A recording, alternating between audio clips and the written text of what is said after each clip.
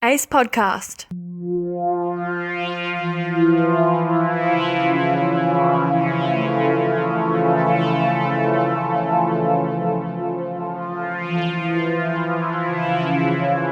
Blood and Black Rum Podcast presents Ghost in the Shell 2017. Hey guys, welcome back to the Blood and Black Rum Podcast. I'm Ryan from the moviesdeadworld.net. I'm joined by my co-host Martin. How's it going? And we're back with another episode after missing last week. Unfortunately, we didn't do the Red Queen Kills 7 times because, first of all, I thought it was a little bit overkill to do another giallo so soon since they're not very well known and probably not something that people are really dying to hear about right back to back like that. But also because we need a break from the podcast for a week and we're back and ready to go. Yeah. We ventured out to the local theater yesterday and saw the new film Ghost in the Shell, which is it's not really a remake, but a reboot / homage to the original anime from 1995, starring Scarlett Johansson. We were the only ones in the theater. It was great. It is awesome when that happens. And it happens commonly around here where we head out to the theater and no one's there. Especially because we go on weird weeknights a lot of times because we can't get there on the weekends. You work on the weekend. Yeah. So it's easier to go on a weeknight. And a lot of people just don't go out on the weeknights around here to go see a movie. And I don't know how many people around here are raring to go see Ghost in the Shell either. Because I was at work and I was saying, I saw Ghost in the Shell last night. And all my coworkers were like, what's that? What is it? So no one in my work even knew about what this film was at all. That Super Bowl ad paid off. Yeah, right? That 3-minute trailer they played during the Super Bowl, that really... People weren't looking for that. They were looking for puppies and Clydesdale horses and Pepsi and Coke ads. Maybe an Oreo here and there. They weren't looking for a scientific fiction film that, well, maybe the guys were when Scarlett Johansson popped on, but other than that, I don't know. Yeah, my coworkers were not interested in it whatsoever. Tried to explain it to them yeah, it's actually based on a 1995 anime film. It's they were gone. They were already out. But we wanted to see it because we've already covered Ghost in the Shell, the anime, on here previously. About a year ago, actually. I think it's been just about a year since we covered it. Perfect timing. Yeah, it really was. And I mean, the trailers looked pretty interesting for it from what we've seen. They looked very similar to the anime itself, a live action version of it. So we wanted to see what all the hubbub was about. Or the lack thereof. Yeah, well, because when you go into films like this, we always have to bring up the RoboCop snafu that occurred with that remake, wherein we saw it and pretty much hated it. Not a testament to the original film at all. Not at all. So that's always weighing on the mind when you go to see something like this. A franchise that's beloved. The original film is one that we really enjoy. And you never know what you're going to get when you go to something like this. Because major Hollywood adaptation, it could be... I mean, there was a chance that it could be really horrible. Really bad. And there was a chance that it could be outstanding, really good if they adapted the themes well and then updated them, because there's a lot of time has passed technologically wise since 1995. It's 22 years later, so a lot of things have changed. Obviously, we're not into the techno cyberpunk future that Ghost in the Shell surmises, but a lot of things that are different from that time period, and there's a chance to update some of the things that occur in that film for live action, for one thing, and then also just more contemporary audiences who probably, a lot of them have not experienced that anime at this point. Yeah. I mean, before we get into actually the film itself, how many people do you think are seeing Ghost in the Shell, the remake? Well, I shouldn't say remake because it's not really, but for lack of a better term, that's what I'll use. How many people are seeing Ghost in the Shell, the remake, that have not seen the original? How many do you think? Like, I mean, is that going to be a majority of the people? I mean, I would almost say, just from the marketing of the film alone, it's only going to speak to people who probably enjoy the anime or in science fiction. I don't think it's going to be the blockbuster that they thought it was going to be. I mean, I thought the trailers were well put together. To be honest with you, I love the franchise. I'm a big fan of the movies and the TV series. Never actually read the manga, but I going in when I heard about it, I was like, this is gonna be bad, because I go into all these types of things like, oh, you're gonna do this as a feature film, it ain't gonna end up good. But I saw the trailers, I'm like, wow, you know what? This actually looks like it might be pretty good. It might be, from the trailer, it looks like it's gonna have a lot of like shot for shot remakes of like from the film, but it looks like it's gonna be good, and they're gonna add like, instead of a like philosophical twist to it, it's gonna be something like kind of like a generic like, what about my past, or revenge type thing. And sure enough, that's what it ended up being. But I mean, I don't see it as being like a film that's really going to draw in a lot of people. No, because I mean, outside of like superhero films and like Star Wars, like what like sci-fi stuff is really like. Well, there has been a little bit of a resurgence, maybe not so much like in theaters, Hollywood style, but some more indie projects, Ex Machina being one of them, releasing a couple of years ago, and just I guess, but besides that, some of the more indie projects, not big name stuff really, has come out that's like completely about like cybernetics and robotics and stuff like that. Not that I can't really see very many people, like regular viewers, being interested in going out to see this unless they really are big science fiction fans or something like that. And again, just knowing the property for one thing would be the biggest thing of why you'd go out to see this. Well, I've got to see it because I like the anime. I want to see what they did with it. I mean, I don't see a lot of people going out who aren't fans of the anime. And I think then that begs the question of like, how well did they adapt the anime for a live action film for a big Hollywood production? And I think we'll get into it more in the actual review portion of the film itself, but I think that it's kind of like in the middle. Like it's not a great adaptation of the original, but it's also like not abysmal. I wouldn't say that it's like, oh wow, you really destroyed the original's ideas and stuff like that. I think that it's fairly faithful to the ideas. Almost too faithful. I think it keeps the spirit, but at the same time, there are some parts that are total bastardization. Yeah.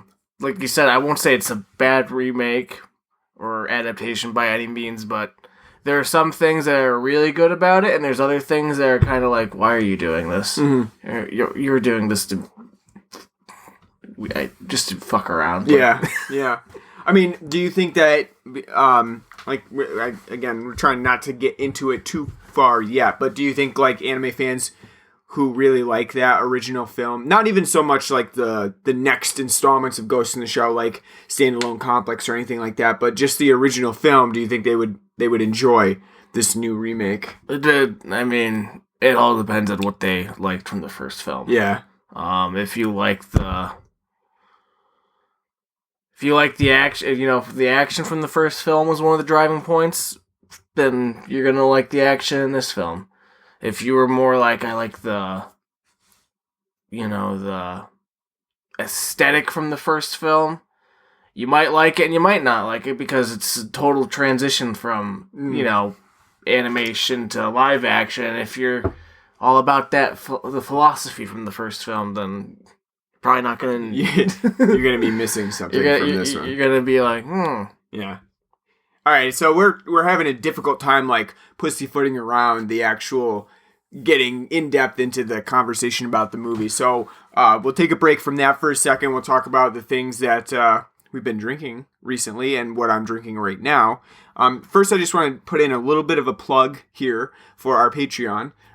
You can donate to the podcast and help us with our hosting costs and things like that. Really helps out for us in the long run because we just put our time and energy and money into this, and we don't get paid for it, and we don't expect you to pay for every episode, which is why we release it for free. But if you could help us out in any way, we do have a Patreon. It's patreon.com/bloodandblackrun podcast. Check it out, and we appreciate anything that you can throw at us.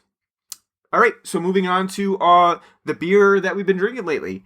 You don't have anything right now, but you did bring a growler from our new local brewery. Yeah. So right down in Gloversville, New York, upstate New York, very small town, shithole.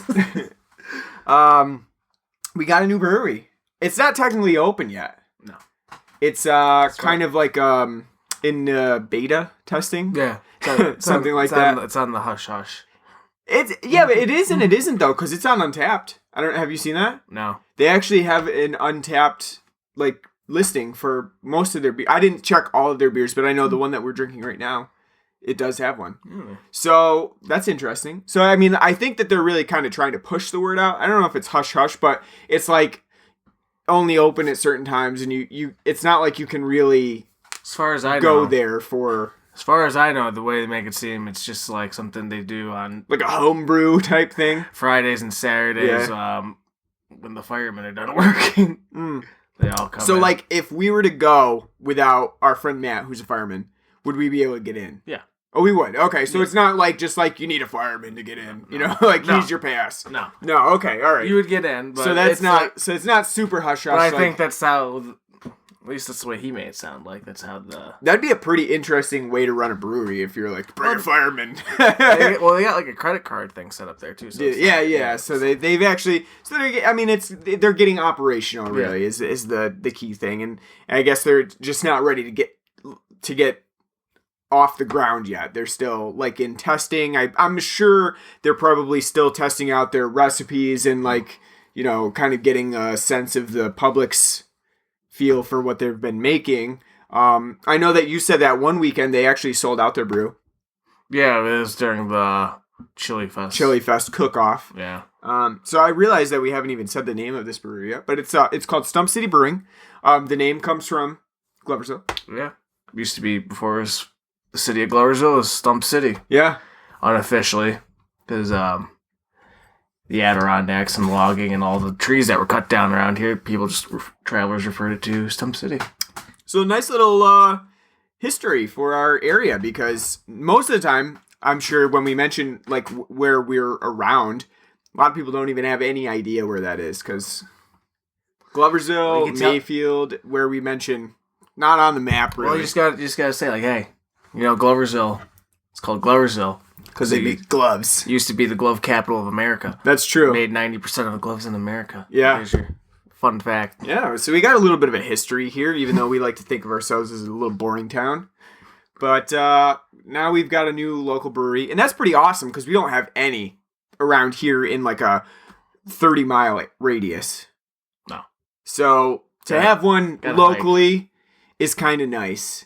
And they sell growlers, so you can always be supplied. Yeah. Which is what we have right now. We got a growler of it, because they're not bottling anything. No, it's just growler and tap only. Yeah. Are they distributing taps?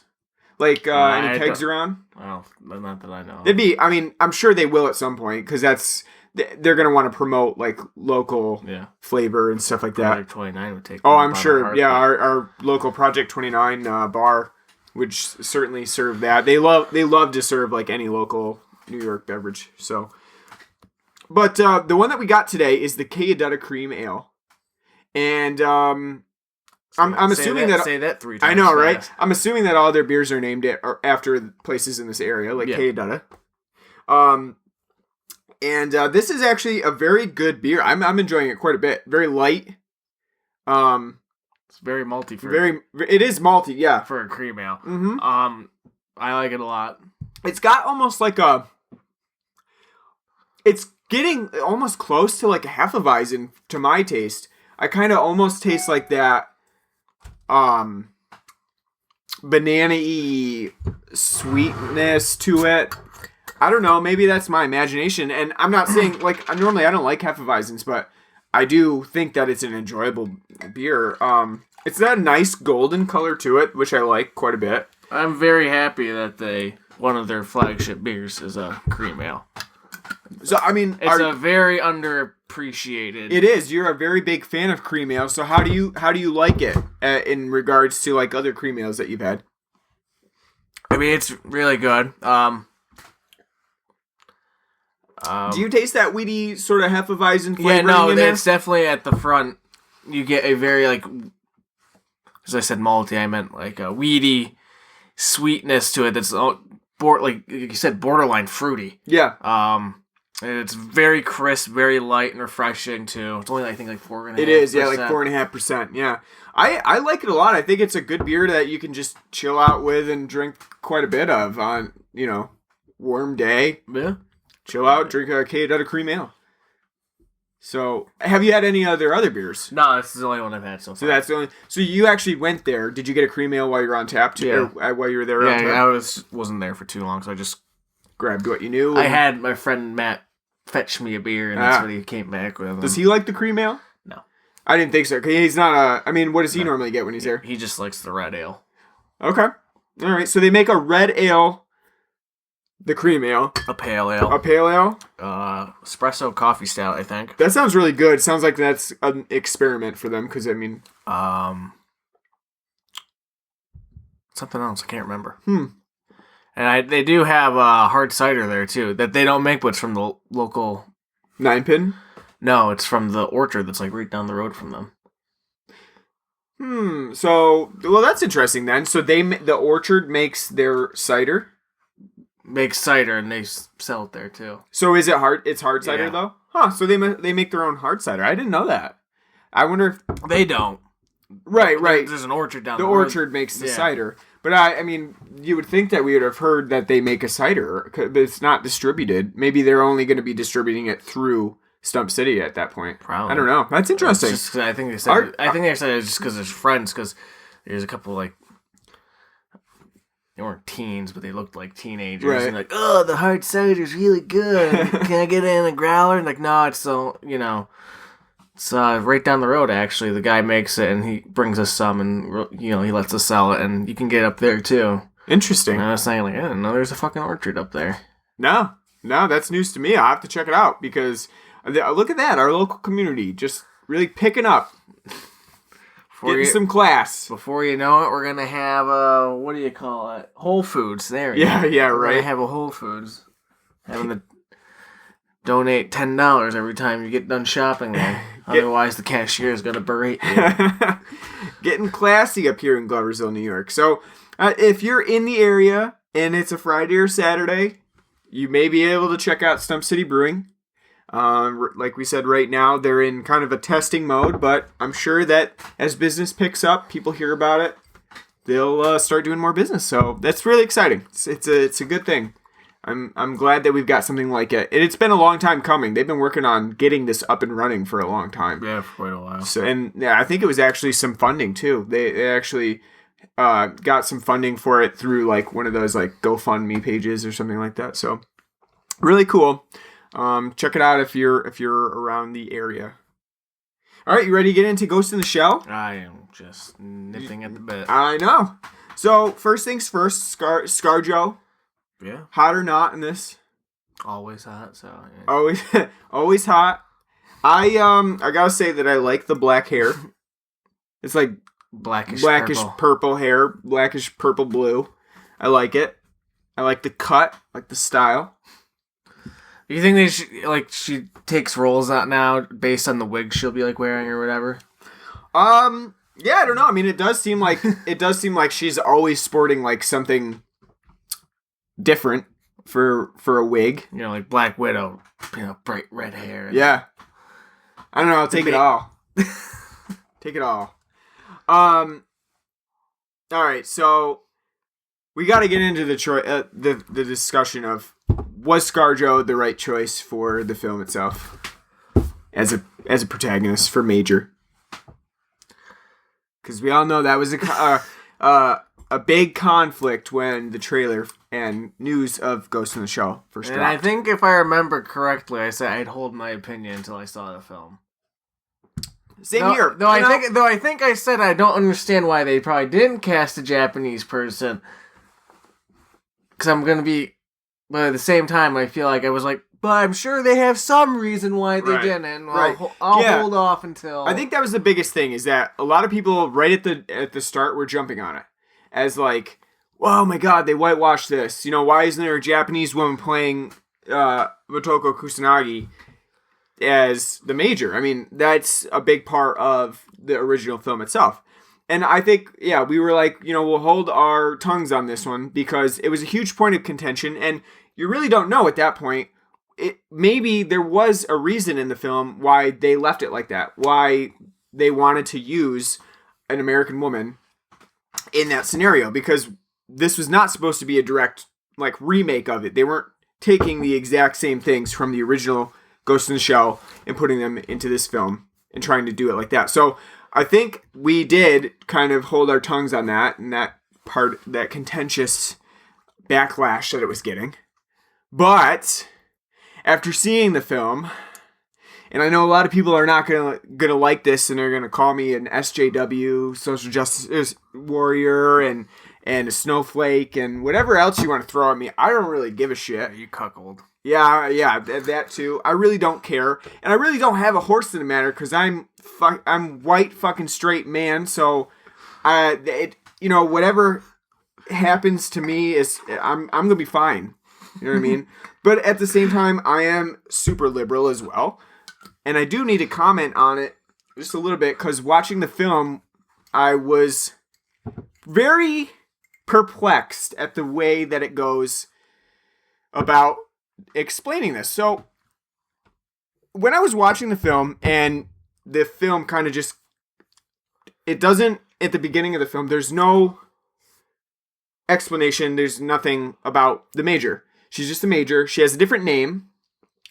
And she's not Motoko Kusanagi in this film at all.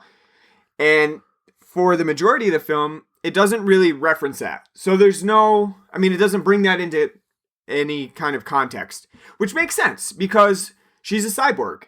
So she can have any sort of body. It doesn't matter. She can have any sort of body that has been designed. I'm fine with that. I'm fine with them not explaining it at all. Except when we get to the end of the film. And we find out that... And spoilers, if you haven't watched the film, you probably should skip over this, because I'm going to give away the main part of the plot here. But you find out that the major is actually Motoko Kusanagi, and she was basically taken, and her all of her memories and everything were put into this shell. Into her cyber brain. Yeah, into the cyber brain. Which, at that point, I found way more offensive than if they had just not mentioned it at all. And the reason for that is because if we're talking about a Japanese company who's Hanka Corporation, who's mass producing these well, they're not though. Well, they have created many. But they're tests. She's a. They're a prototype. Still technically a prototype. But they've created many, and these robots that they're creating are all perfectly white and beautiful, and they are certainly not Japanese from this Japanese company. But the CEO's white. The CEO is white, which, I mean, I guess makes sense. But why is this? Yeah, I don't know. That doesn't make sense either to me, really. Why this white CEO has a Japanese corporation? But anyway, they are producing these robots that are white, as though there's as though that is the perfect style, because they're creating the perfect specimen. That's the main goal. Is to create the perfect specimen. So they're creating these robots. They're white, and then they're putting a Japanese person into. Well, and that's they're weapons. The CEO specifically uses the word that they're weapons. Right. But they're still supposed to be perfect. So you could be like flipping it and be like, yeah, no. So the white people are just dangerous weapons. I don't believe it. I don't believe that it's like that at all. That's the offensive thing. That's the thing that I think that most people didn't pick up on, but is actually really offensive, is that they're saying the perfect person happens to be a white person. I think the most offensive thing about it is that whole angle.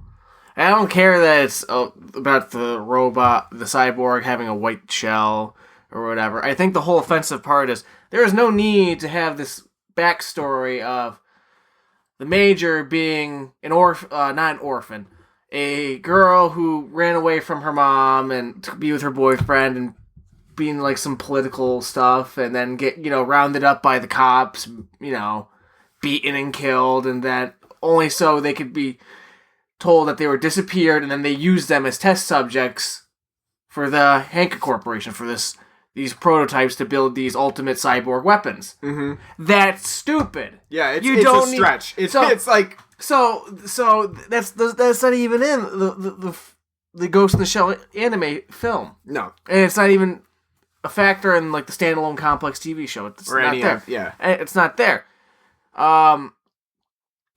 The whole backstory behind, like, you don't need to know, like, in the original film, you don't need to know the Major's backstory. All you need to know is she's a cyborg with a human brain that's been cybernized. Right.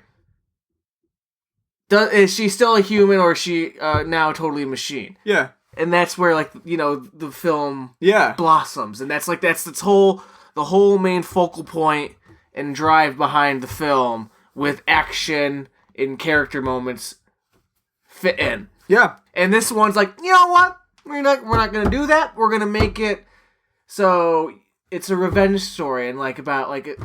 I wouldn't say it's stereotypically so much like a Western thing, because I can't really think of off the top of my head a lot of like Western things are about like, what about my past? Mm-hmm. What about my past? You do see that in anime a lot though. Like lead protagonists trying to figure out about their past, who they are.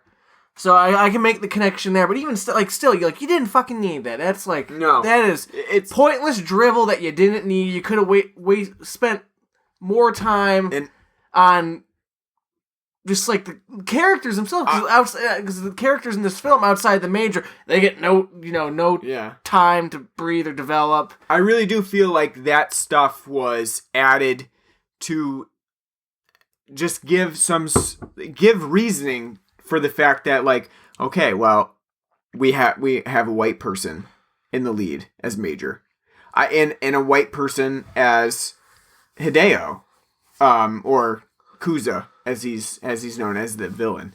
I don't think there's any other reason for it besides that to explain away like, well, this is why we used a white person, because we could, because they were actually, we took a Japanese person's soul and we put it into another body. I think that it's more offensive. I didn't think I would actually be affected. Like, I'm not just knowing that, okay, they have a white person playing the Major, and if they left it at that, like no backstory for the Major at all, would have been fine with it. Would have been totally cool with it. But then I think they added that extra backstory about it, and it made it worse. It really did for me. I wouldn't say, like, in the Major's character design in the anime, there's anything, like, outwardly, Japanese about her. Well, there's not, but I mean... But the name... Yeah. But even still, like, outside of, like, her and Bato, because Bato's, you could almost, with, like, his, like, bright white hair and whatnot, and you could almost say, like, he could pass for not, being... not Japanese. Mm-hmm. But everybody else in part of Section 9 is clearly, Japanese, like with Togusa, Aramaki, Ishikawa, Saito. Yeah. They all are, but to me, it's not even that big of an issue. After watching it, it's not even, like I said, I find, like, the most offensive part is just, like, them shoehorning in that explanation. Like, oh, she's not really Mira, which is what they call her, like, Mm-hmm. She's Motoko Kusanagi. You could have had her be Motoko Kusanagi. Yeah. And then she's white because that's just the design of the robot. Yeah. And no big deal. And then you could have done something about, like, if you did still want to do, like, the whole memory shtick, like, she wants to connect to her past, you could have just done it like she has the same name, but they just gave her false memories of, like, a life that, like, you know, that she didn't lead. Like, no, actually, this is what happened to you. You know, you didn't have to do this rigmarole. It's a rigmarole. Yeah, it really is. I think it's to excuse that. I think, and like I said, I don't. To me, this isn't gonna affect me, but you can totally see how, even in just this one scenario where it would have been very plausible to have a Japanese lead, it didn't happen. That's the problem. Well, it's called box office. Right, exactly, and it's a problem.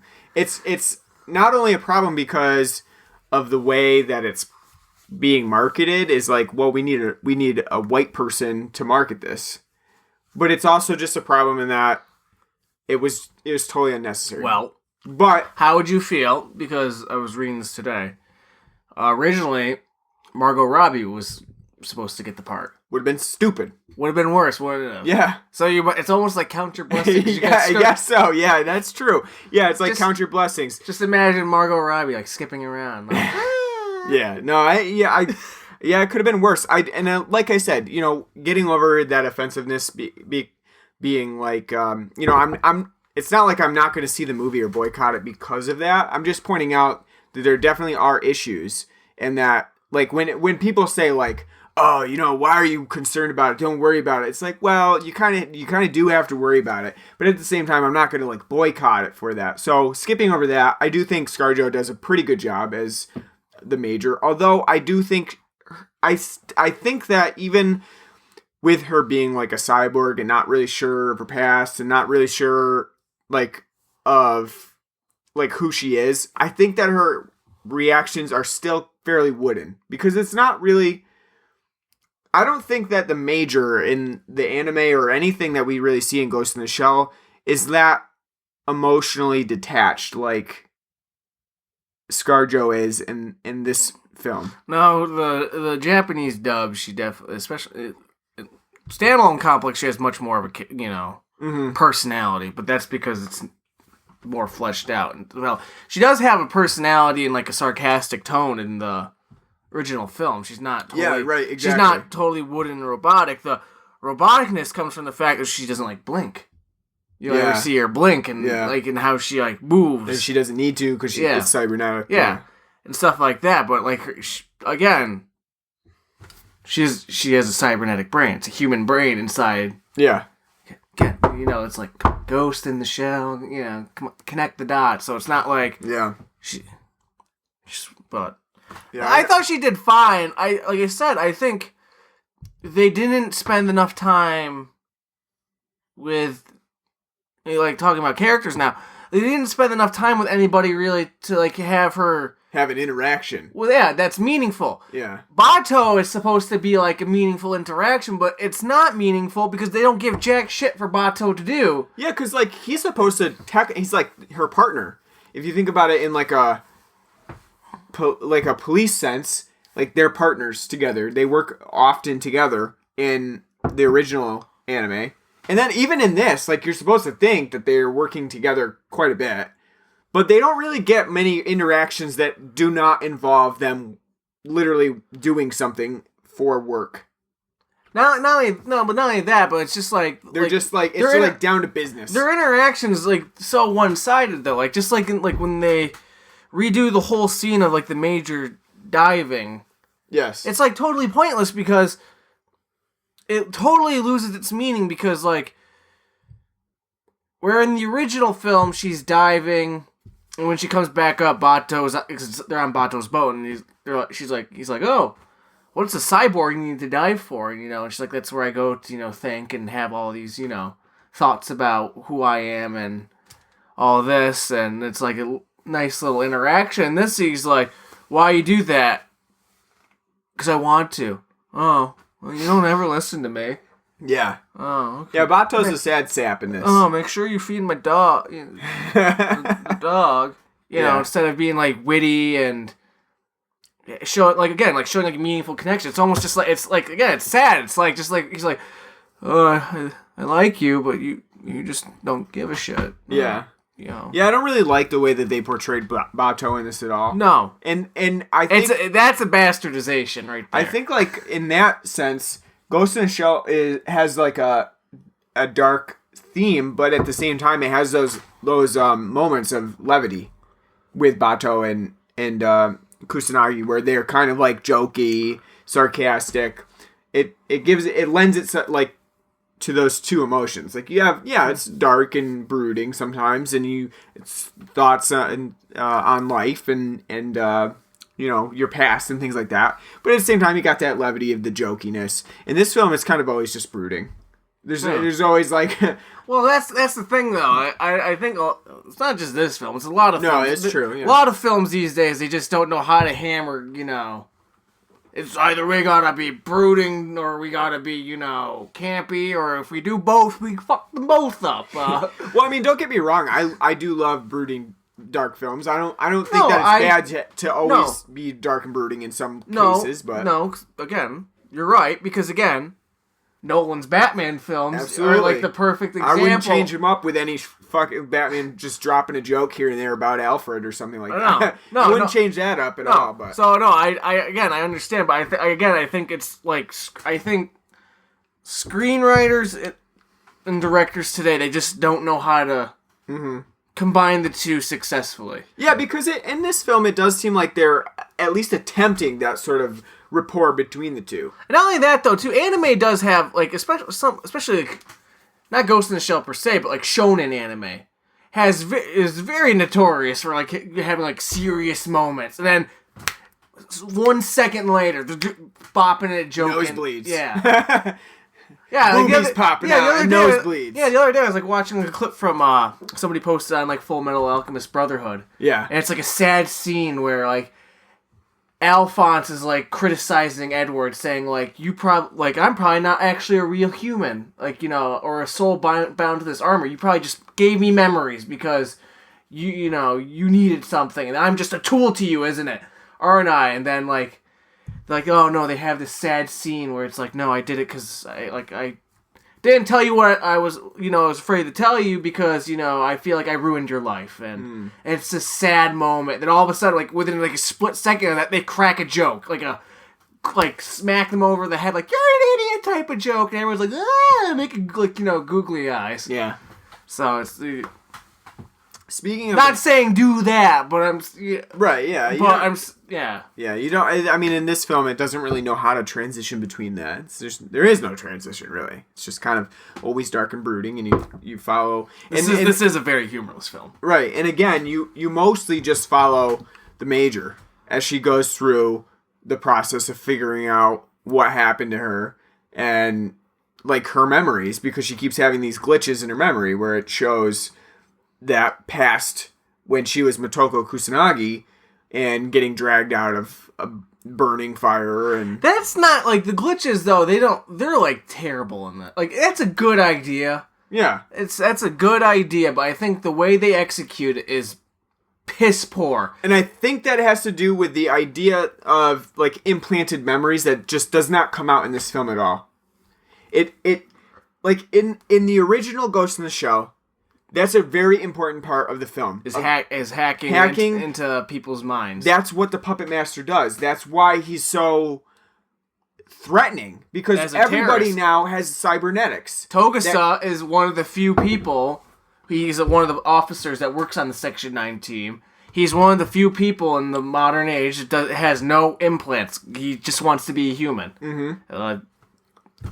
And so in this future, you have, like, everybody's got, like, some form of cybernetics to them. Yeah. And that can be hacked. Yeah. And that's why the Puppet Master is so threatening in that, because anybody can be hacked. And when you're hacked, you can have implanted memories that you don't even realize are not real. They're real to you because you've been given them. And now you remember things that didn't happen. It's a commentary on, for one thing, manipulation, cognitive dissonance,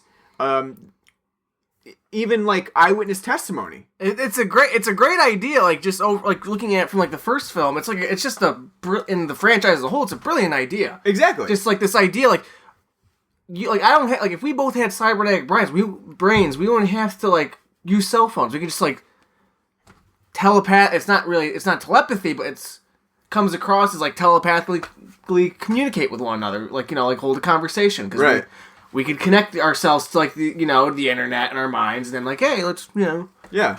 But it's like, that's a cool idea, but then like, here's the trade-off: your brain's got part computer. Yeah, your brain can be hacked. So you can always have memories that you don't realize are not real. In this film, it attempts that.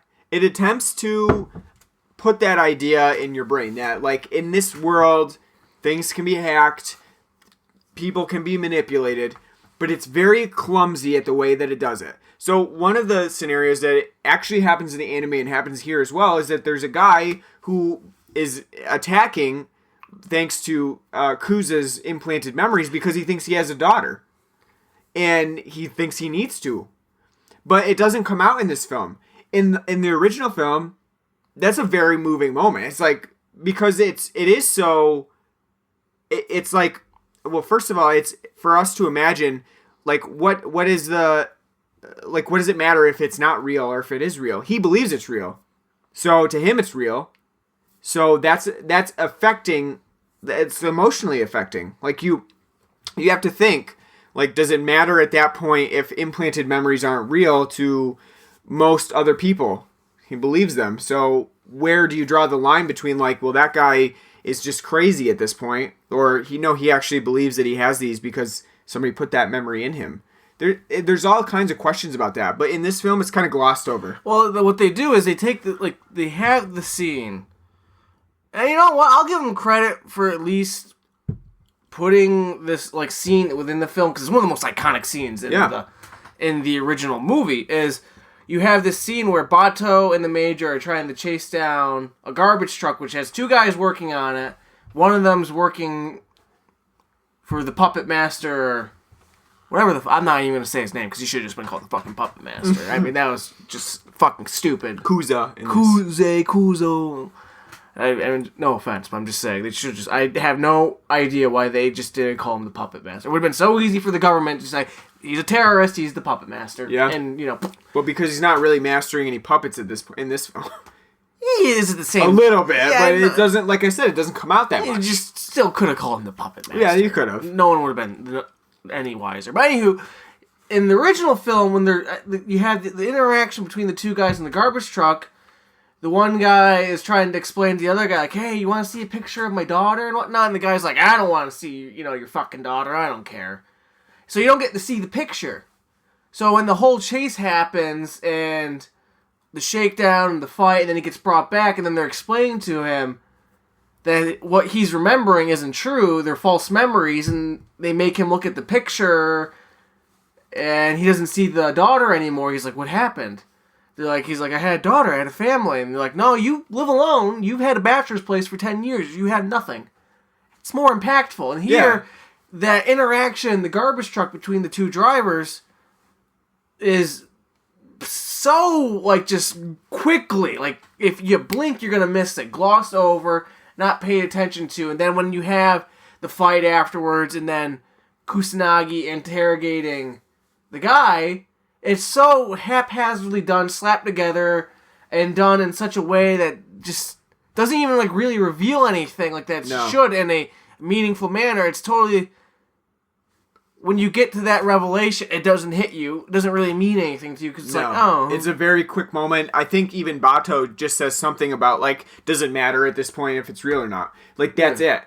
And the reason I bring this up before people say things like, well, this isn't a direct remake, they're not taking scenes specifically from it, you're trying to make this into something that it's not. The reason I bring this scene up specifically is because it is taking almost directly from the original film, and that theme is very important to the original film. And to this one, basically, because, again, we have another protagonist who's really not sure about her memories. She's seeing these things happen, but she doesn't really know that they're hers.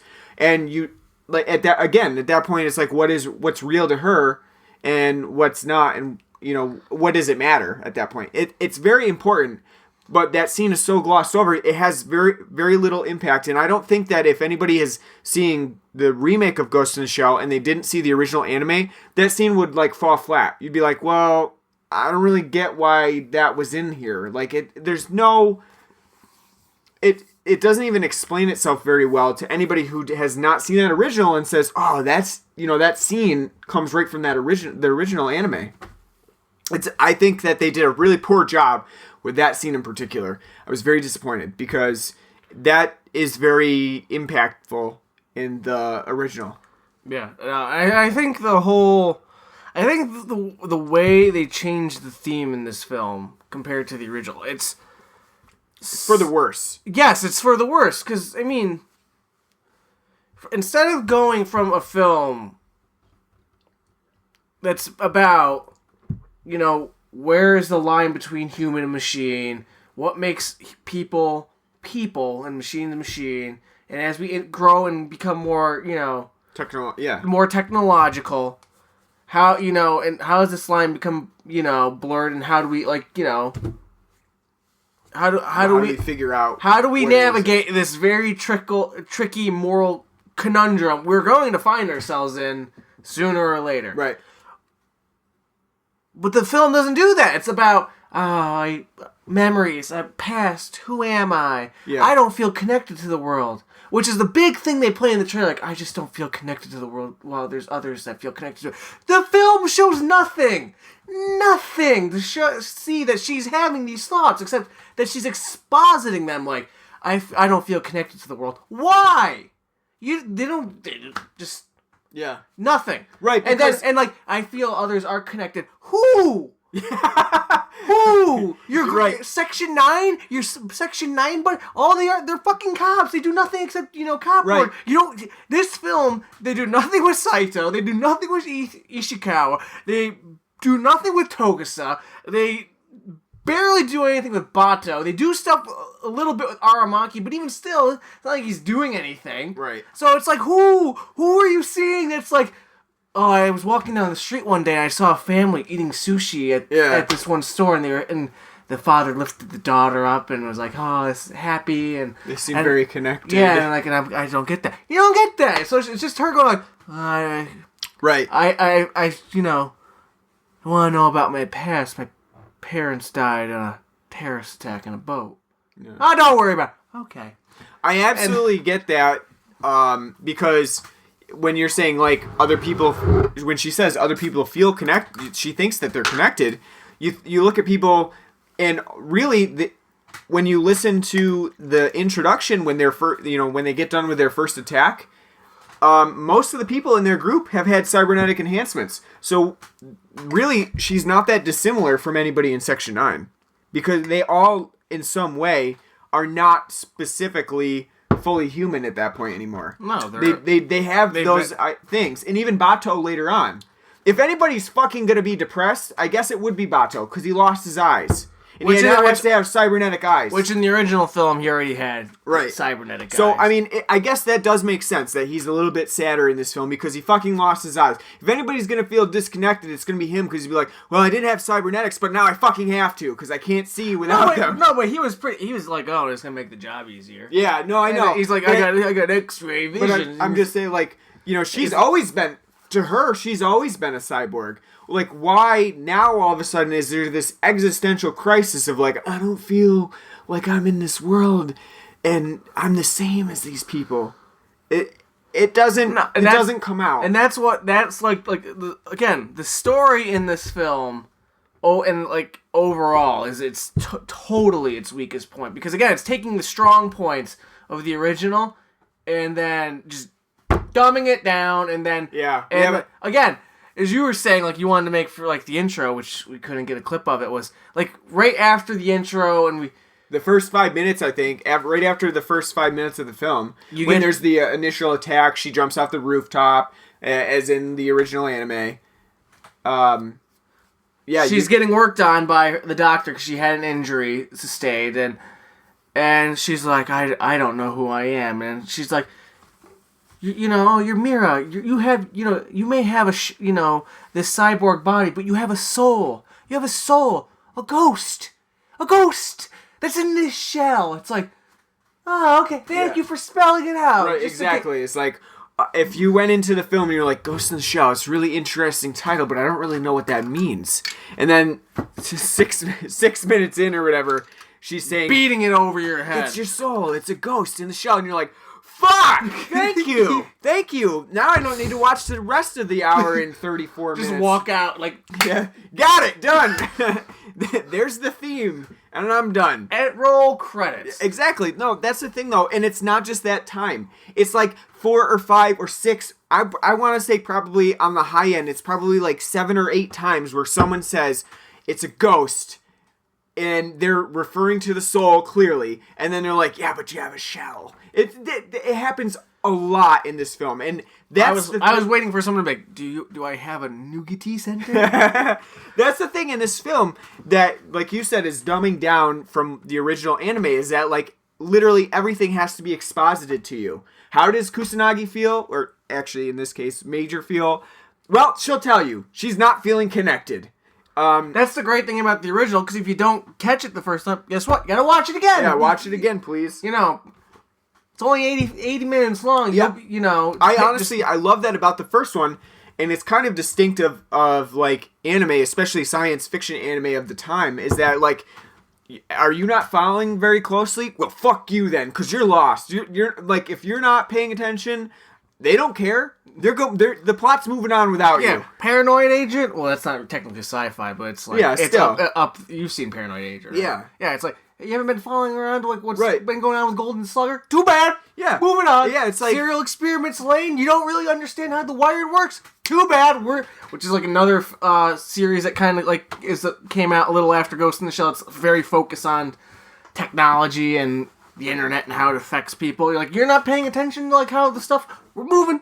In this film, there's like moments where it's almost like the director, Rupert Sanders, pauses the film. He comes out like on a white soundstage and he's like, you guys getting this right now? Because the ghost is the soul and the shell's the body that they're in. If they had like Jeff Goldblum come out and just like kind of like hold on a second, hold on. We're about 45 minutes through. This it would be great then. That would be like the greatest. Like, yeah, hi. Jeff Goldblum here, getting paid to tell you a little bit about the history of the word ghost and how it became to mean soul in this universe. So. I think the only thing that would have made this more cringeworthy, and in terms of like how much exposition is like just delivered to the audience, like, are you getting this yet? Is if at the end of the film they just did recap shots of what we've seen at the beginning of the film, where she says it's your soul, like. You're the ghost in the shell. If they just did those recap shots like out of Saw, where it's like, we need to like put this together in a montage so they get it again. Well, no, they were too busy making scenes that make you think there's going to be a second one. Yeah. There's not going to be a second one. But that would have been the icing on the cake of like, wow, you think the audience is fucking dumb. It's like, here's another recap if you didn't get it from the first 5 minutes, that the ghost is the soul and the shell is the body. But again, it's at the same time that whole philosophical idea is not even fucking needed in this film. The whole idea is like memories. Yeah, exactly. And they barely talk. And I know some people are like with cybernetic brain and the hacking, and it's kind of there, but at the same time, it's not really there because they're more focused on this stupid. I need to know about my past. Yeah, and then getting back at Section 9. And also the idea that... Well, not Section 9. Hanka. And the whole idea that she was actually in a relationship with Hideo, who is the bad guy. Like, that's the whole point of the film. And it's super... It's very generic. And it's not the intention of the original anime. And for them to boil it down to this for this live action film is really, it's just not even worth it at that point. It's like, why would you skip over the main ideas? The whole idea, but now going back to the first film, the original, and I know it's a bad thing to like overly compare.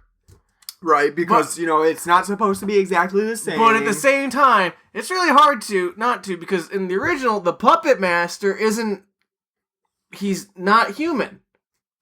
There's nothing about him that's human. He is cyborg. Right. He's totally machine. So at the end, because Motoko is, part machine, part human, has that mix. He wants to meld with her to create a new entity, a new being that transcends both. And so they can both learn, grow, die as a new being. Yeah. And that whole idea, totally lost. You can't do it with this film because at the end of the day, Puppet Master in this film, he's just a reject. Same thing, basically. A rejected prototype as her, and instead of them, melding together at the end, he dies, she just moves on. Yeah, I think, it was a huge misstep for this, because didn't need a revenge story. That happens, it's the most generic action movie trope ever. And even, this... The trailer where she says, I will find him and I will kill him. This could be Taken, Ghost in the Shell style. You know what I mean? They could have just made it into that, and it wouldn't have been anything. I saw somebody else's criticism today that was saying for this film, in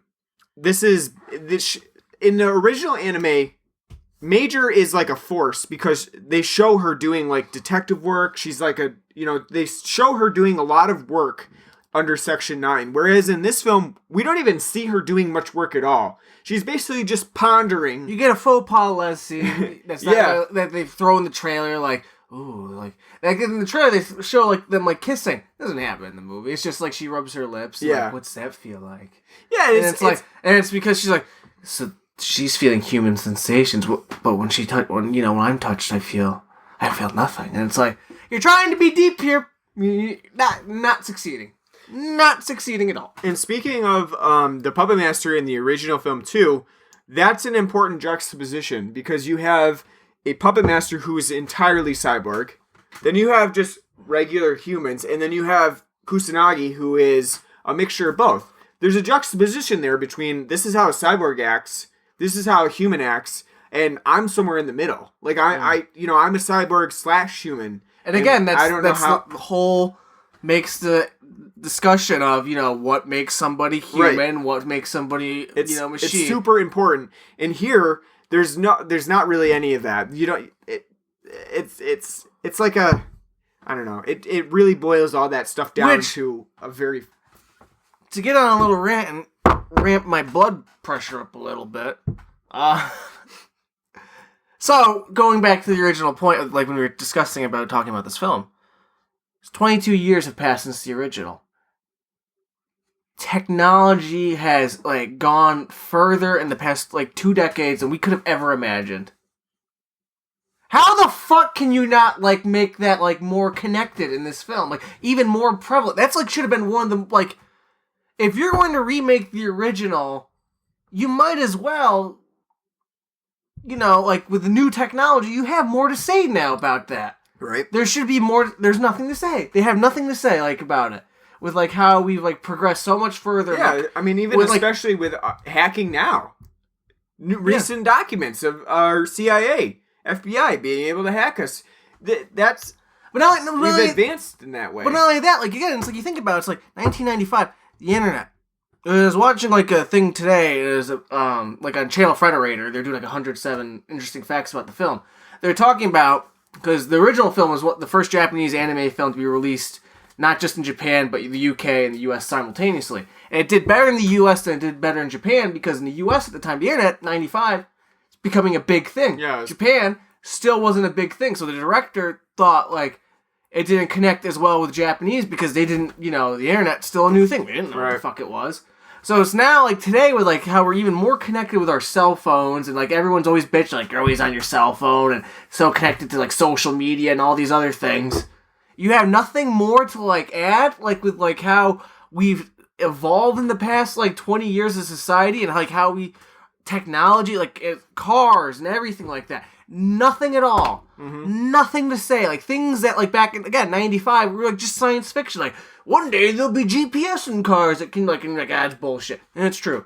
One day you'll be able to carry around all the information in the world in the pocket of your hand. That's bullshit. No, you can do that. Nothing. Yep. And it just blows my mind. It's like, how... I know. That is crazy. I don't know why they couldn't have come up with anything else for that. Especially since the original manga was like so far ahead of even what we had. That came out in 89. Yeah, exactly. Almost 30 years ago. I will say there's like a slight interesting. I think I almost took it as like a slight interesting take on kind of healthcare. Is every time the major's getting worked on, she says, "I Major Mira," whatever the fuck. You have to consent, and she gives her consent. And then as she's getting ready to get killed by the doctor, I'm putting air quotes in that because it's red herring on that, but she's saying over and over again, like, I don't give consent. She's like, oh, we never need your consent. Yeah. I think it's kind of like an interesting, like... That is, yeah. That was interesting. I don't know if it's meant to be, like, kind of... I think it was just supposed to be like, oh, Hank is bad. You know what I mean? Well, they're bad and, like... But I still think it's, like... I think it's, like, that's, like, an interesting a little bit of commentary. Yeah. And two, I think that's actually like a smart bit, kind of going to, even though I said that I don't think the film does enough to kind of do the whole philosophy on Ghost in the Shell right. I think that's one of its stronger points right there, is because if she's not she's a robot, she's fully machine. You don't have, it would be like, oh, would she have to give consent? Right. But it's like maybe see, this is where it becomes interesting. If she's a robot, do humans look like, does she have to give consent? Or if she's such a well-developed robot that she's developed artificial intelligence, say like her cybermind is actually cybermind, it's an actual computer. But if she's developed artificial intelligence and able to think on her own and all that, and have self-determination, should she still, does her, will override what, the creator, the humans want? That's where, again, that's an interesting conversation. Yeah. That's what the film, again, should have been going for. It's not there. You're going to be digging forever if you're looking for it. Well, we talked for an hour about what we didn't like about Ghost in the Shell, but what did we like? Because we said it at the end of the film. I mean, we said it was fine. I said it was fine. I thought it was fine. It was all right. It didn't rape me of my childhood. That's right. Like Ghostbusters with their women vaginas. So there had to be something that we liked about it. I think aesthetically the film is pretty nice. Yes. I will say though, as I do think the city that the film takes place in, they don't ever specifically say so. So for all I know, it could be Tokyo, could be Hong Kong. Right. Because the original film supposed to be in Hong Kong. Is more in line with Hong Kong, but. I think it looks really good. I will say it's a little tad on the, blue tint side, like you see in, like as I was telling you, like a lot of like newer sci-fi films, like like in like the 90s it was green colors, and this one's like bright, vibrant blues that plague the future. But no, I thought it looked like looked good visually, and not only that, I think too, like it's a little. I think it calls back a little too hard to Blade Runner. Setting. Blade Runner rather than the original Ghost in the Shell. No, I though it looks good, but I mean, like with all like the holographic thing, it's like you're trying way too, even though Blade Runner's an inspiration for Ghost in the Shell, it's like it's way too. Yeah. We actually joked that it was like using the same settings as the new Blade Runner film coming out. Ooh, that they were just. Who asked for a new Blade Runner in 35 years? They were just reusing those. They were shooting them at the same time and using those settings. I mean, it does look a lot like Blade Runner. I think for the most part, soundtrack too. Yeah, soundtrack's really really good. But I was saying I like the soundtrack a lot. I thought it was very moody. It is. I don't like. I was actually trying to find the soundtrack today because I really like the moody synth score, sort of like minimalist. Droning soundtrack. I like that a lot. I couldn't find the original soundtrack, so what I did find though is their OST, which is pretty terrible. Of like, it's a lot of like electronic like dance and rave and Skrillex style. No, that's in the film. No, none of that's in the film except for the original sound, the original song. Yeah, which actually it does get like a dubstep outro, I guess I would say, because it's not part of like the full song that you hear. Like you hear some of it in the film itself, but like towards the end of that song, it starts like getting that dubstep like bass shudder, and yeah, that's not good. But the rest of the soundtrack on the film itself is really good. I think it's brooding. It's electronic with the synth, so it meshes with the theme of the film about like science fiction and robotics. It's very like 80s synth. Yeah, which is great. No, I definitely enjoyed that. I did want to bring that up. I think that the city itself, like you said, I'm okay with it. I think that it looks pretty good. Like it doesn't look super CGI where I not like out of like a DC Comics movie. Where you're just like, wow, everything except Ben Affleck is yeah. But I think it looks pretty good. I just question some of the ideas that they use, like the big holographic people that are like standing up in the city, holograms of like people doing things. Again, as not I said, really explained, and it doesn't really have. Again, as I said, it's like more like Blade. That's like Blade Runner, because you don't really see that too much in the original film. It doesn't really have a place. In the original film, you more just see like a bunch of ads everywhere, ads and like things, just very overcrowded. Yeah, and like more like cleaner, like because the city's very clean too. Yeah, and the original, like you got like little like you see like parts like clean parts, but then there's a lot of like outside like you see like a main like commerce area, very impoverished. Yeah, which is how you can kind of imagine the future, like. It's like the 1% have like created this nice area, and then you got the other people who are like, I don't really care about you. Yeah, land of the dead, Fiddler's Green, and then shit everywhere else. Yeah, Fiddler's Green. Yeah, I mean, I like that. I think the aesthetic's pretty good. I think most people will agree that Ghost in the Shell looks pretty, and I think it does have some great effects. Posters for this film are fucking great. Yeah, the posters are great. Love to have like the aesthetics are great. I think that they did a really good job with a lot of the effects, like where Kuza pulls off Scarlett Johansson's part of her face.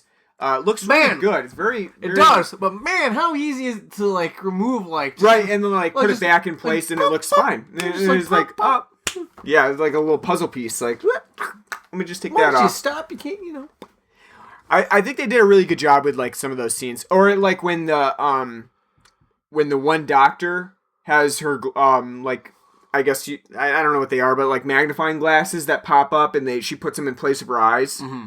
That's really cool too. I think they did a really good job with some of those effects, and nothing really looks super unrealistic in that sense. No, again, you know what? I'll say a lot of the interiors too, especially like in like the nightclub and stuff. Just the way it's colored. Again, very blue. It's like Mass Effect. Like, I'm expecting, like, I'm Commander Shepard. This is my favorite shop on the Citadel to pop out, and, like, do, like, some, like, we're going to do some raving at the club down here. Like, yeah, I'm even okay with the color scheme, though, because I just think that, I don't know, it's kind of expected at this Why point. is it so hard? Like, if you're going to do, like, a futuristic, like, just keep the colors normal.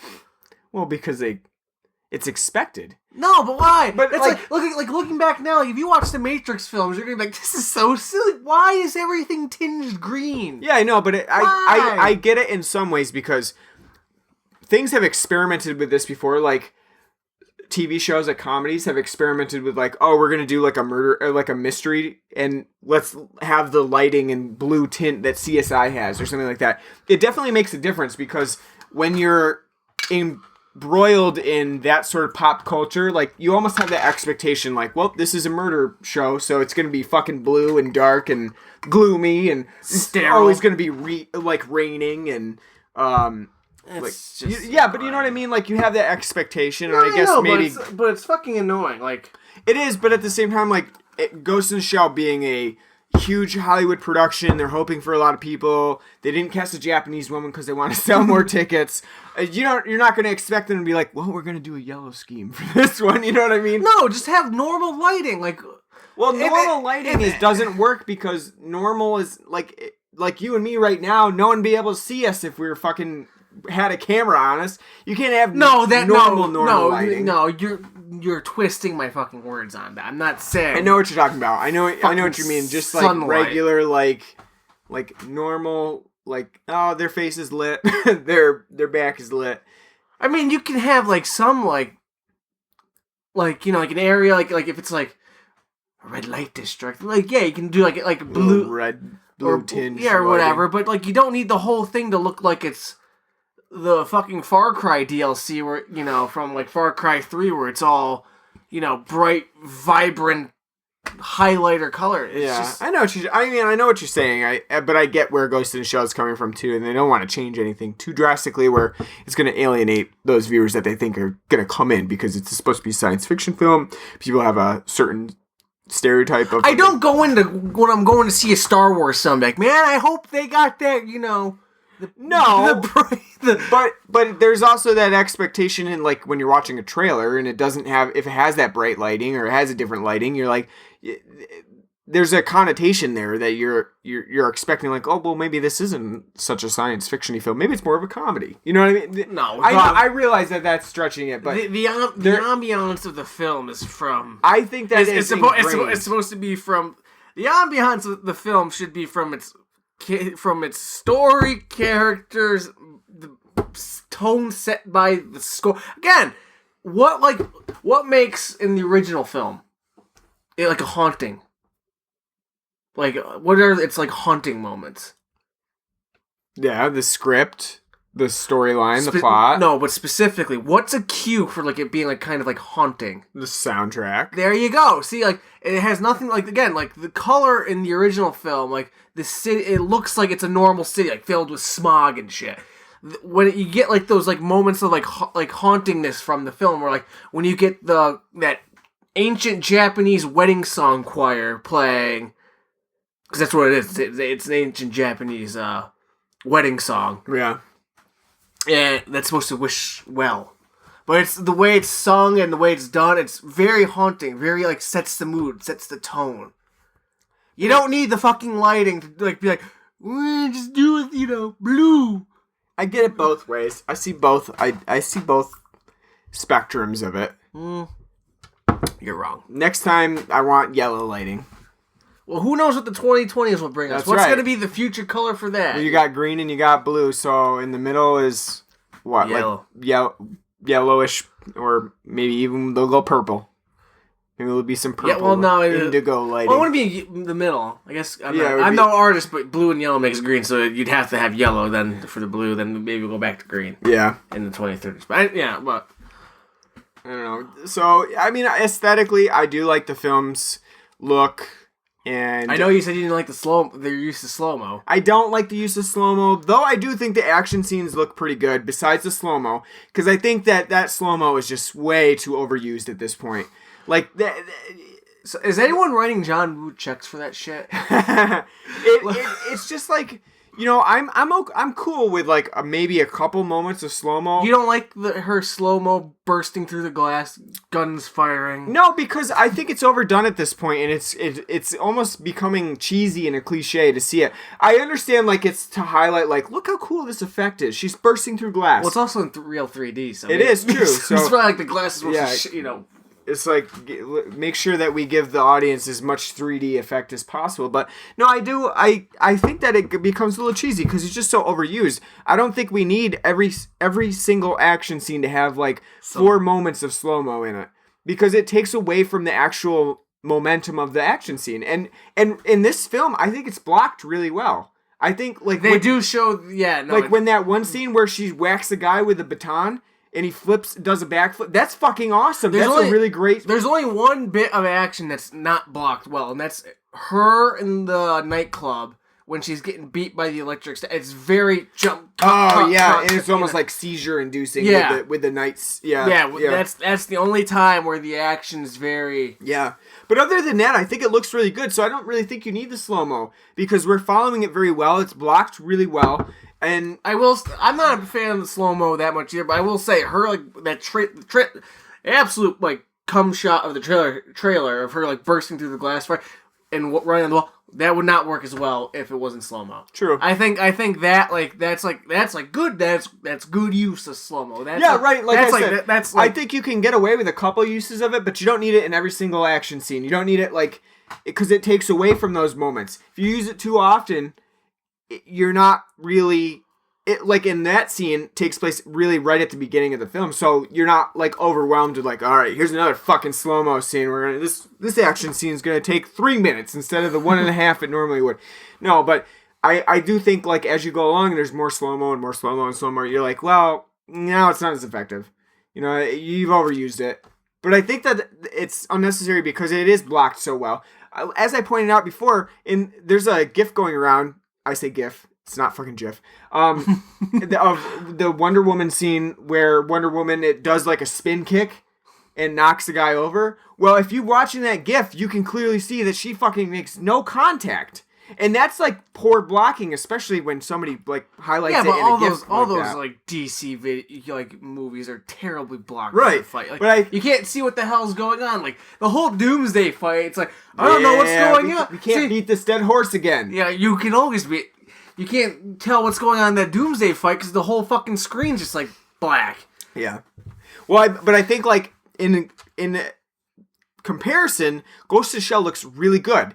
And there's actual, like, stunts. Like, that is a great stunt when that guy gets hit by a baton. It's fucking awesome. I think that was a standout highlight of their action blocking because it looked really real. I think that was really good. And even a lot of the action, I think ScarJo does a great job with her action scenes. I think that even, like, Beat Takeshi does a great job with his action scenes, who's Aramaki in the film. I still want to know why he's speaking Japanese throughout the entire film. You know, I think he's so old school that everyone's using English in modern Japan, but he's still speaking Japanese. But you know what? Those cybernetic implants. Right, exactly. I think you got to just assume that they have cybernetic implants. He has an ear that converts English to Japanese. Well, no, they were saying, like, in the beginning, they were saying the one guy who, before he got hacked, was saying how in the minute that his daughter was singing this lullaby, she's only 3 years old, learned to speak French fluently. Yeah, that's true. So, like, you know, because you can just, like, So, no, I understand. I totally get it. But it doesn't, yeah. But I'm just saying, like, and I don't have a problem with, I had no problem with him speaking Japanese. The only problem I had, actually, is with that theater we were at, they cut off some of the subtitles are cut off. It's like, you're lucky I know some Japanese so I can understand, you know. No, actually, you know what I like too about it? I can kind of understand what's going on. Even the subtitles are stylized. Like, not appearing on the same... Not just, like, centered at the bottom of the screen, but just, like, stylized, like... where he almost like comic panels. Yeah, no, they weren't at the same spot. Sometimes like in top right, sometimes like bottom center, sometimes bottom right. I kind of like that. I think that's a cool little stylistic choice that they decided to do. I mean, yeah, but like, like I said, I have no problem with speaking Japanese. I'm fine with it. I just don't get the reasoning behind it. Yeah, it wasn't really explained. I know. Because Beat Takeshi needed to look real cool. Does he speak English? I don't know. Not that it matters, but I don't know. I think he just needed to look cool. Which he did. Honestly, he did. Yeah, he's walking around with a revolver. I'm like, God damn it, that's Tokusa's gimmick. And you do see eventually Tokusa whip out his revolver, but it's like for a brief second, and it's like, well, you're not even really in the movie, so who gives a shit? But yeah, it's just funny, you know, fucking old ass Aramaki's kicking ass with a fucking revolver on some cyborg assassins or whatever, you know. I think the reused Tachikoma scene is pretty good. Yeah, it's almost shot for shot. Like it is really. Thing. The only thing I don't like is that they called it what was it? Spider tank. Spider tank. I don't like that they just call it a Tachikoma. I think that'd be too offensive to us Westerners.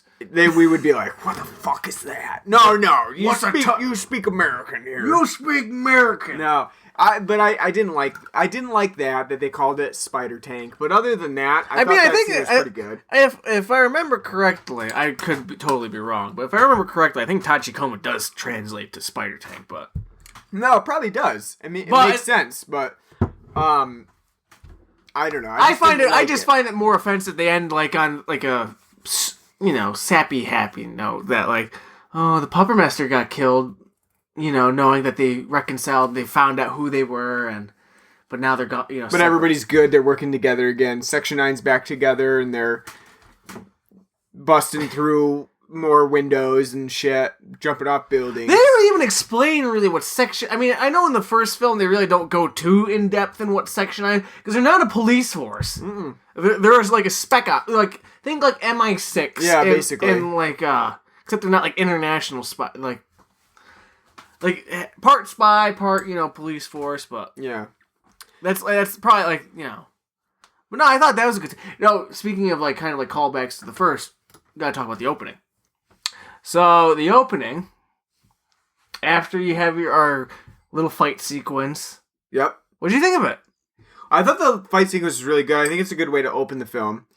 I think they have that iconic like drop from the building.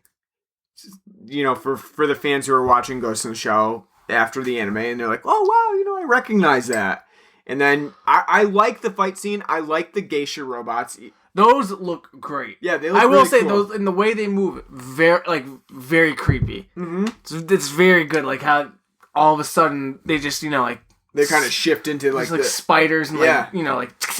Yeah, I think that's really cool. I thought that whole scene looked really good aesthetically. I'm talking more though about the opening credits. Oh, you mean like the ones where they're actually building the shell, where they're building the major.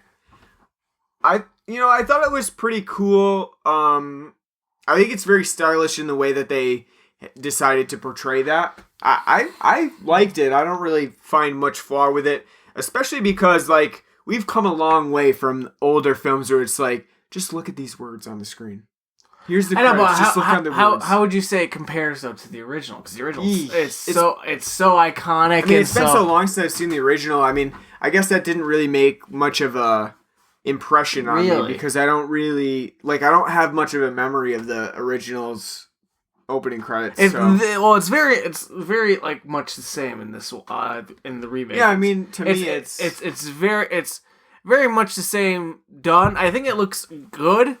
I think a lot like this is where I would say I still believe that certain things shouldn't be done live action. Even though like it looked good, like I can admit like it's kind of like a little bit breathtaking to see like this part in live action where you see like the skin peeling off and you get from like that false layer of skin on the major and you get to see like her actual robotic skin as it like peels away from the paint.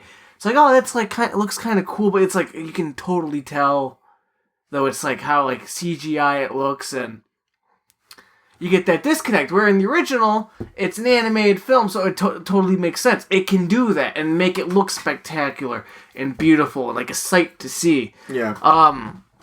Again, that's why I say I think like certain things, like I just don't think they're ever going to translate well to. Like if they're ever to like want to do like a Full Metal Alchemist live action film, good luck. You're never going to make that like the alchemy in that movie look like it's supposed to like work. Mm. And that's just because, again, it's not going to translate well. And I think that's something overall that people just need to, like, accept and learn. Yeah. So it's like, don't bother making a Dragon Ball live action film. It's never going to translate. Screen. It's not. Right, yeah. It's animated for a reason. It's not going to work. Like, what about the new Death Note that's coming out? Do you think that's going to work? As a live action? Well, they've already done live action. They have it, yeah, in Japanese, they have done the live action Death probably Note, not. But, I mean, I think that one though is more practical in the sense that like you don't really need the effect. No, because it doesn't have to be CGI. Because it's you can totally do it in real because it's just a kid in his fucking notebook, and all the only thing that you're going to be CGIing is the Shinigamis. Or it could be even practical for that matter with like a costume or like a well-made costume. You're so funny. So naive. But no, I mean, God, they're like 10 years too late on that boat, aren't they? Yeah, it's kind of weird how It does feel like just yesterday. I saw Death Note for the first time. Like, and honestly, I've never seen it. Actually, I just read it. Well, you should see it too. Yeah. At this point, there's no point. I mean, I just watched the movie. But yeah, no. But like certain things like that, it's like, I mean, like I said, I do think it looks good for what they did, but at the same time, eventually it's gonna date itself, and it's gonna look like that looks like shit. Well, that's interesting that you said that because I've seen a few people say that they think that this Ghost in the Shell film, the live action film, is going to become a cult classic much in the same way like Blade Runner has. That's a loaded question. Yeah. I mean, I don't think it's going to recover from the box office. I mean, it came in third on its opening week. It's only made. I mean, it's going to. I think it'll make its money back because it made $60 million the first week and it's got $110 budget. 110. So it'll recoup its budget, but it's not going to be. That's not a success anymore. No, I don't think that's really successful to say. Because normally a success would be like, oh, it's already met its budget and exceeded it. I don't know. I mean, like I said, I think that's a.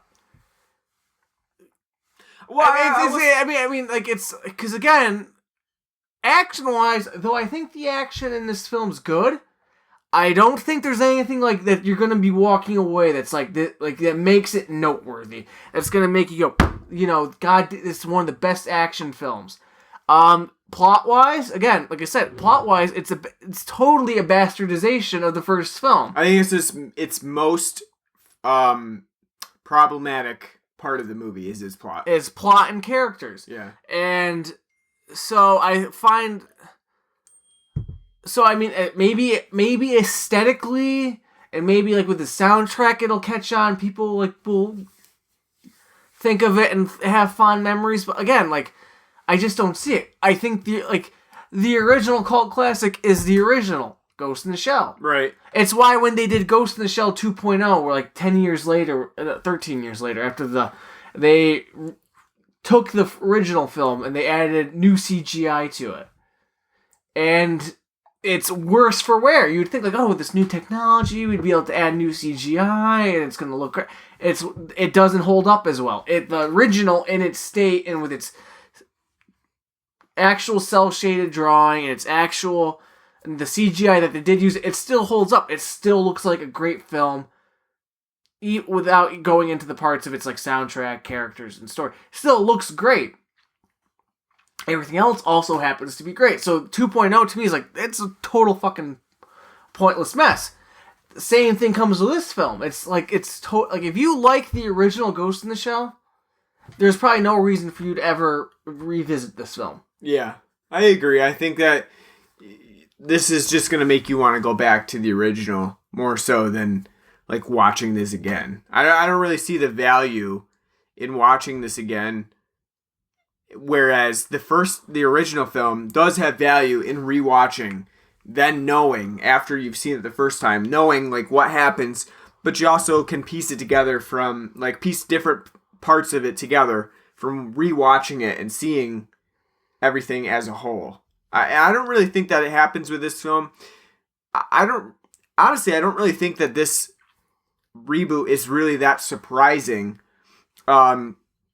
That it went more of a generic route with a revenge story and kind of dumbing down the aspects of the original anime. I think it's pretty much what I expected, although I expected it to be a lot worse than it actually ended up being. No, I agree, because again, like I said, I said right from the get-go when I was talking to you about it, I'm like, I guarantee they're not going to do something philosophical. Mm-hmm.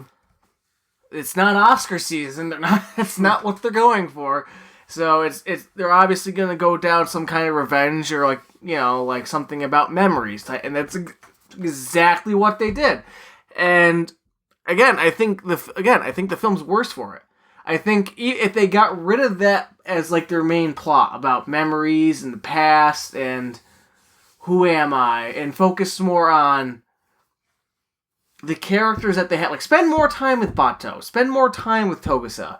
Spend more time with Aramaki. Spend more time with the Major, and make her more of an actual character instead of a cyborg. Mm. And then go more into the fact that yes, she is cybernetic, but she has a human brain. It's been cybernized. She is still human. But where does that leave her in the world that she's in now?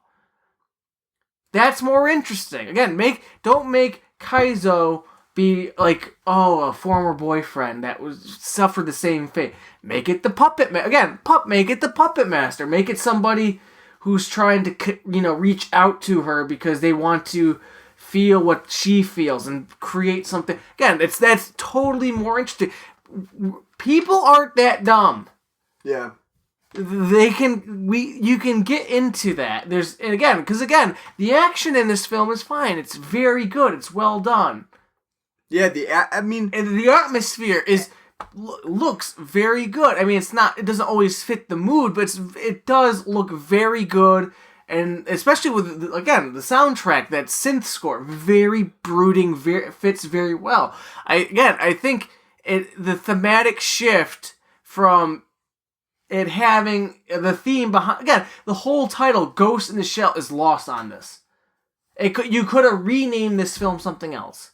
Because that whole point of what is your soul if it's in a man-made body? There's no point to it. There isn't. At the same time, though, they wouldn't have gotten as much mileage out of the exposition constantly referring to Ghost and Shell. Well, I know, but like I said, if you're not, if you're not gonna adhere to the title of the film itself, besides just shouting the words it's your ghost, it's your ghost, it's your soul, it's your body, which is your shell. Yeah. Then there's no not even worth it. Yeah, then it's pointless. Yeah. I mean, all right, so let's give Ghost in the Shell a rating.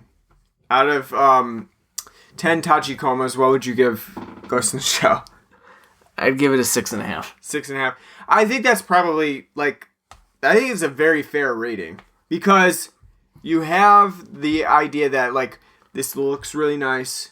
They obviously spent a lot of time and energy crafting the world, crafting all of the sort of effects work that they do, like the invisibility, which is actually really well done. Very good. I think it looks really good. All of the set pieces and some of the robotics work that they do. I think it all looks really good. You got to give it credit for that. Trying to make that style of that part of the anime into a live action film works really well. It's very difficult to, like you were saying before, to take an animated film and then put it into a live action setting. There's very few animes I could think off the top of my head that would be suited for live action. Yeah. One of them's Lupin, and it's a damn shame somebody hasn't, done that service, because how hard is it to make a slapstick Mission Impossible? Yeah. But I mean, again, several animes, even ones that wouldn't seem so hard, like Trigun. I would hate to see somebody try to do live action of that. Yeah. Though it seems like it would probably, you could do it. It's the humor would never translate. I think that Joss Whedon would do a pretty good job with that. It's like a Firefly. Yeah, like Firefly, and I think that could be a possibility. But you got to think we've now, I don't know how long it's been, but there's been that announcement for years of an Akira live action film is coming. And that is not another one that's no, I would not pick that to do a live action. That is not something that's going to translate well. It's a lot about the melding of robotics and man and machine, and it just doesn't translate that well to screen. And psychological powers. There's a lot about that anime that is very much body horror type, man and machine melding, and I don't know. That would only Cronenberg. I was going to say. Yeah, I was going to say Cronenberg, perhaps, but at the same time, you have. I don't know if that's really gonna translate well to a live action film. I just don't. I mean, I think it's perhaps possible, but I don't think it's a good idea. Yeah, no, I was just about to say, if it's 20 years ago, and you're gonna say, right after Akira came out, who was going to do an Akira live action? I would say Cronenberg would be. be able to, to get that body horror for it right, but now it's like, no, that it just would never work. I just don't think that's a good choice to bring to Bebop too. Bebop, when you think about it, like Cowboy Bebop is like, when you think about logistically, should work in a live action realm. Right. I don't think it ever would, though. I don't think you'd ever get the right minds and the right people behind it that would ever be able to capture its spirit, its sense of humor, sense of pace and action. Yeah. That would ever be able to do it justice. And I thank God that movie's in developmental hell. And it's probably never going to see the light of day at this point. Yeah. Because, again... I mean, and Akira is too. I mean, it's been announced for years. I know, since there's nothing that's come of it really. And that's probably a good thing.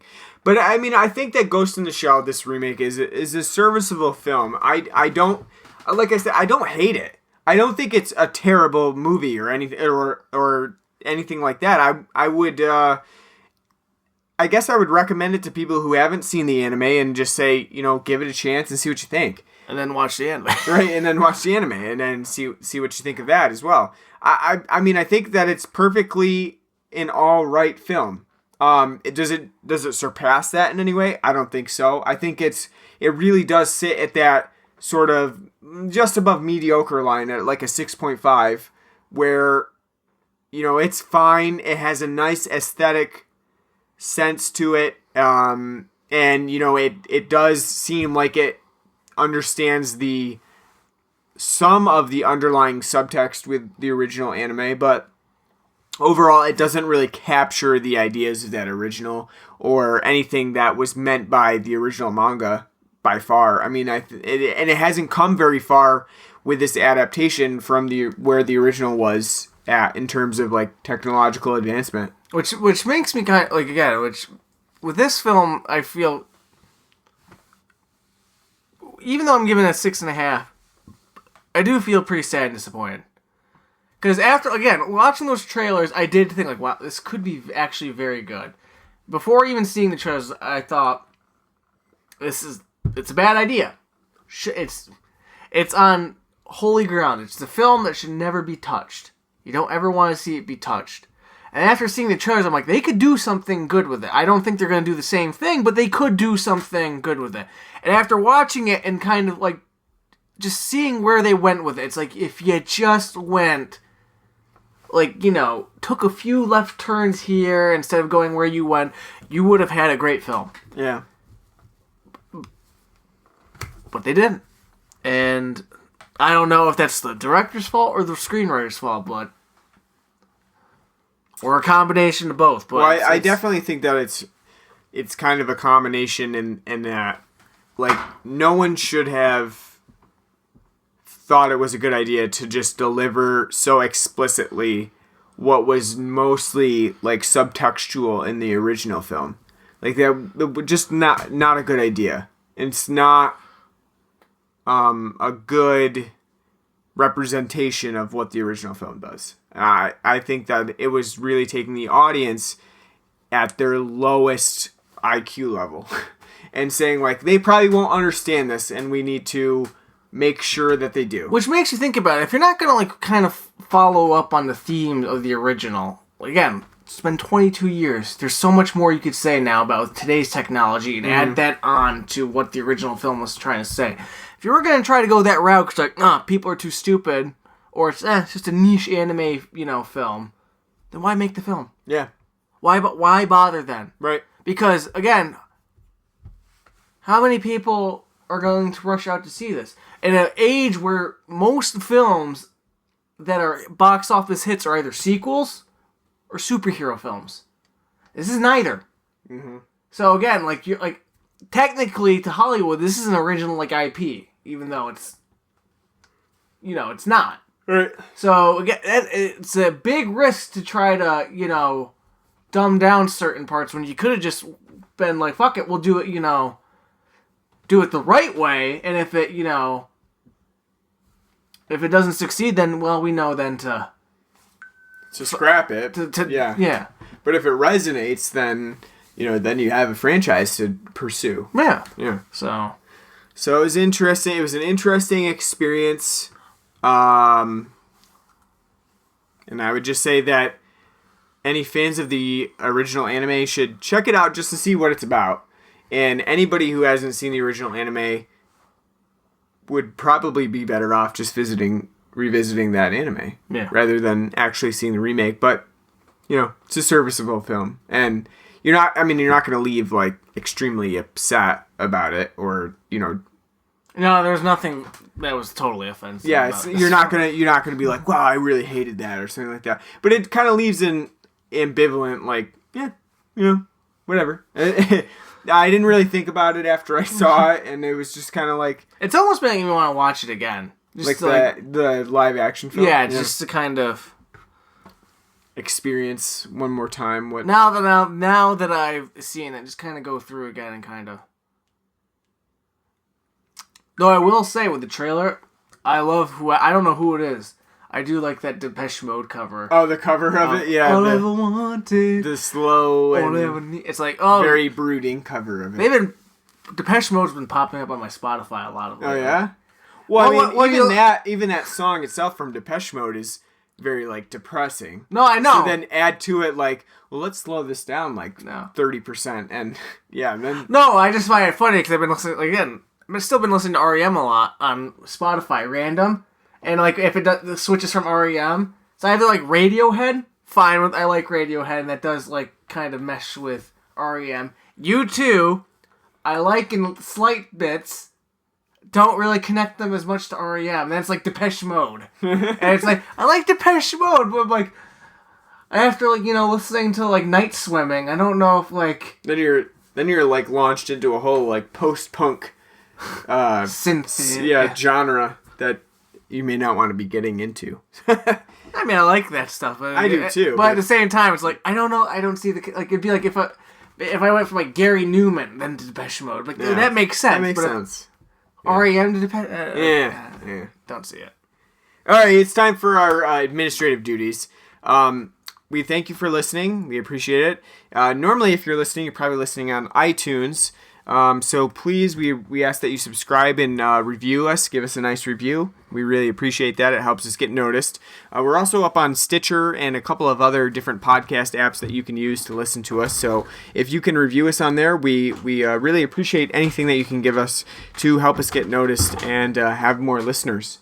You can also find us on Facebook, facebook.com/Blood and Black Rum Podcast. I do post on there occasionally. I post the occasional meme or something like that. So like us on there, and you'll get all the updates there as well. We're on SoundCloud. You can follow us on there.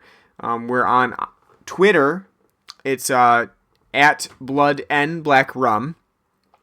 I do post quite a few updates on there as well, so you can retweet us and follow us and all that good stuff on Twitter. We have a email address. It's bloodandblackrumpodcast@gmail.com. You can contact us, let us know what you like or don't like about the episodes, and you can tell us what you want us to cover for the upcoming episodes. As I mentioned before, we do have a Patreon account where you can help us fund the podcast by donating. This is a donation every month, so just remember that when you sign up for it. You can donate as much or as little as you want. We do have some certain tiers that you get some bonus stuff for, so check that out. It's patreon.com/Blood and Black Rum Podcast. Thanks for listening. We will be back next week, and I honestly don't know what we'll be covering next week, so it's going to be a mystery for me and for Martin, but one thing's for sure, keep on listening to Blood and Black Rum Podcast, because we are nearing, and we're not that close, but we're nearing 100 episodes, and we plan to continue far into the future. So thank you for listening. We'll see you back next week.